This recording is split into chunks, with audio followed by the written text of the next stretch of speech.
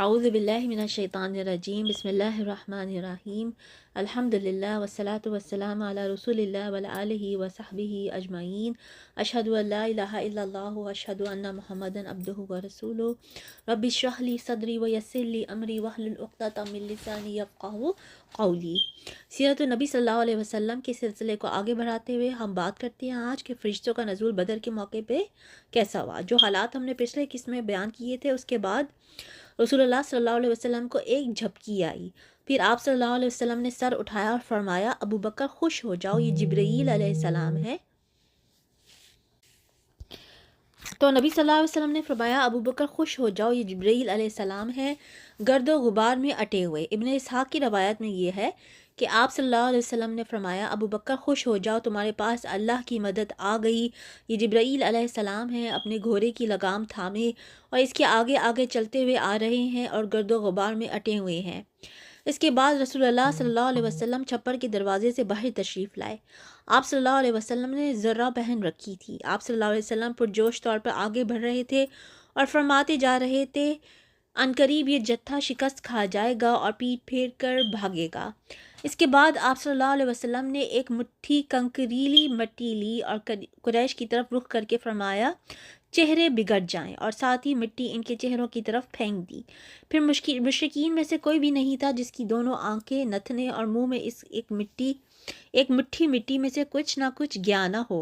اسی کے بارے میں اللہ تعالیٰ کا ارشاد ہے، جب آپ صلی اللہ علیہ وسلم نے پھینکا تو حقیقت آپ نے نہیں پھینکا بلکہ اللہ نے پھینکا۔ اس کے بعد رسول اللہ صلی اللہ علیہ وسلم نے جوابی حملے کا حکم اور جنگ کی ترغیب دیتے ہوئے فرمایا شدو، چڑھ دوڑو، اس ذات کی قسم جس کے ہاتھ میں محمد صلی اللہ علیہ وسلم کی جان ہے، ان سے جو آدمی بھی ڈٹ کر ثواب سمجھ کر آگے بڑھ کر اور پیچھے نہ ہٹ کر لڑے گا اور مارا جائے گا، اللہ اسے ضرور جنت میں داخل کرے گا۔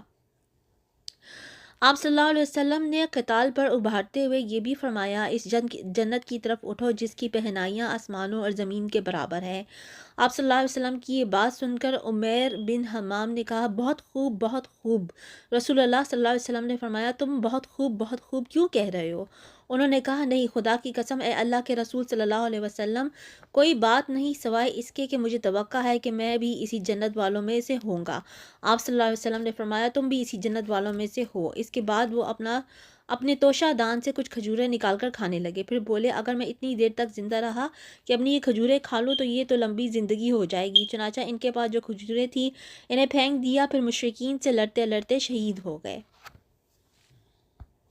اسی طرح مشہور خاتون افرا کے صاحبزادے عوف بن حارث نے دریافت کیا کہ اے اللہ کے رسول صلی اللہ علیہ وآلہ وسلم، پروردگار اپنے بندے کی کس بات سے خوش ہو کر مسکراتا ہے؟ آپ صلی اللہ علیہ وسلم نے فرمایا اس بات سے کہ بندہ خالی جسم بغیر حفاظتی ہتھیار پہنے اپنا ہاتھ دشمن کے اندر ڈبو دے۔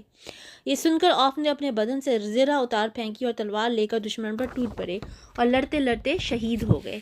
جس وقت رسول اللہ صلی اللہ علیہ وسلم نے جوابی حملے کا حکم صادر فرمایا، دشمنوں کے حملوں کی تیزی جا چکی تھی اور ان کا جوش و خروش سرد پڑ رہا تھا، اس لیے یہ باحکمت منصوبہ مسلمانوں کی پوزیشن مضبوط کرنے میں بہت مؤثر ثابت ہوا، کیونکہ صحابہ کرام رضی اللہ عنہم کو جب حملہ آور ہونے کا حکم ملا اور ابھی ان کا جوش شباب پر تھا تو انہوں نے نہایت سخت، تند اور صفایہ کن حملہ کیا۔ وہ صفوں کی صفیں درہم برہم کرتے اور گردنیں کاٹتے آگے بڑھے۔ ان کے جوش و خروش میں یہ دیکھ کر مزید تیزی آ گئی کہ رسول اللہ صلی اللہ علیہ وسلم بے نفس نفیس ذرہ پہنے تیز تیز چلتے تشریف لا رہے ہیں اور پورے یقین و صراحت کے ساتھ فرما رہے ہیں کہ عنقریب یہ جتھا شکست کھا جائے گا اور پیٹ پھیر کر بھاگے گا۔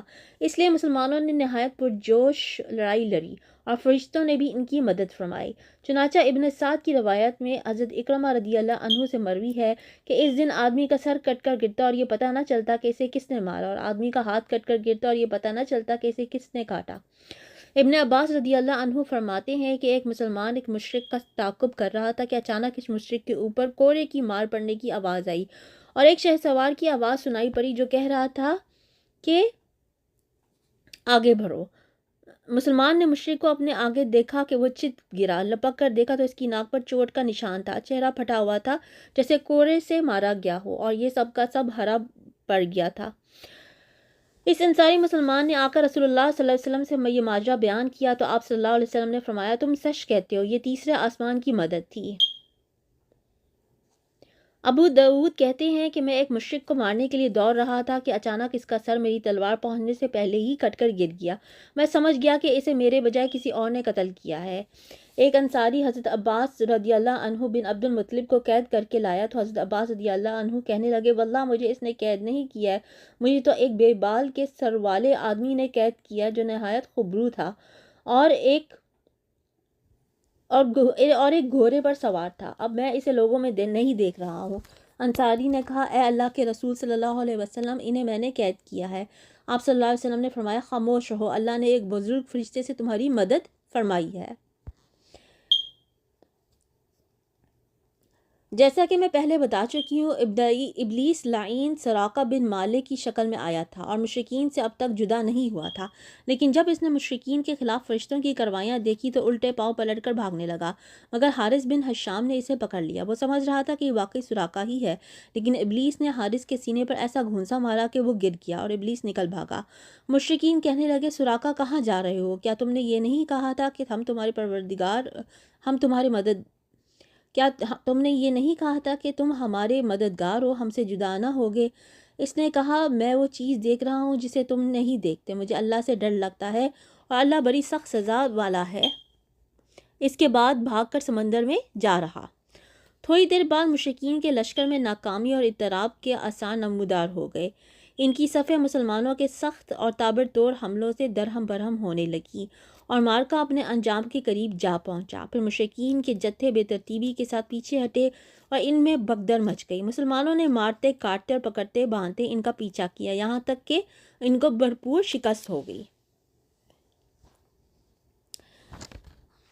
لیکن طاغوت اکبر ابو جہل نے جب اپنی صفوں میں اضطراب کی ابتدائی علامتیں دیکھی تو چاہا کہ اس سیلاب کے سامنے ڈٹ جائے، چنانچہ وہ اپنے لشکر کو للکارتا ہوا عقل اور تکبر کے ساتھ کہتا جا رہا تھا کہ سراقہ کی کنارہ کشی سے تمہیں پست ہمت نہیں ہونا چاہیے، کیونکہ اس نے محمد صلی اللہ علیہ وسلم کے ساتھ پہلے سے ساز باز کر رکھی تھی۔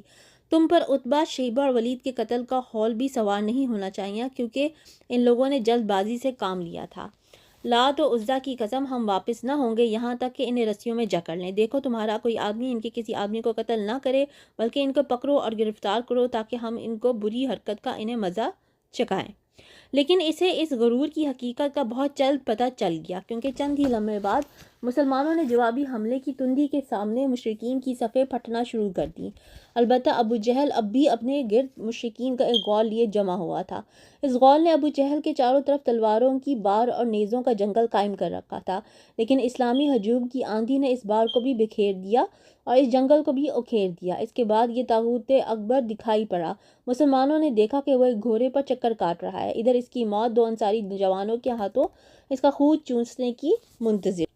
جب معرکہ ختم ہو گیا تو رسول اللہ صلی اللہ علیہ وسلم نے فرمایا کون ہے جو دیکھے کہ ابو جہل کا انجام کیا ہوا؟ اس پر صحابہ کرام رضی اللہ عنہم اس کی تلاش میں بکھر گئے۔ حضرت عبداللہ بن مسعود رضی اللہ عنہ نے اسے اس حالت میں پایا کہ ابھی سانس آ جا رہی تھی۔ انہوں نے اس کی گردن پر پاؤں رکھا اور سر کاٹنے کے لیے داڑھی پکڑی اور فرمایا او اللہ کے دشمن، آخر اللہ نے تجھے رسوا کیا۔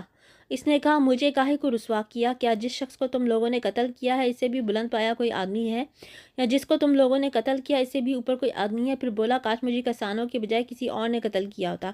اس کے بعد کہنے لگا مجھے بتاؤ آج فتح کس کی ہوئی؟ حضرت عبداللہ بن مسعود نے فرمایا اللہ اور اس کے رسول صلی اللہ علیہ وسلم کی۔ اس کے بعد حضرت عبداللہ بن مسعود سے جو اس کی گردن پر پاؤں رکھ چکے تھے کہنے لگا او بکری کے چرواہے تو بڑی اونچی اور مشکل جگہ پر چڑھ گیا۔ واضح رہے کہ عبداللہ بن مسعود رضی اللہ عنہ مکے میں بکریاں چرایا کرتے تھے۔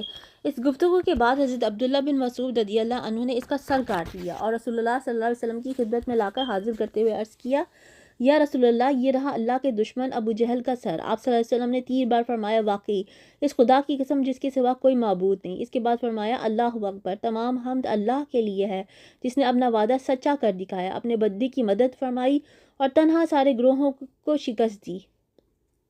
پھر فرمایا چلو مجھے اس کی لاش دکھاؤ۔ ہم نے آپ صلی اللہ علیہ وسلم کو لے جا کر لاش دکھائی۔ آپ صلی اللہ علیہ وسلم نے فرمایا یہ اس امت کا فرعون ہے۔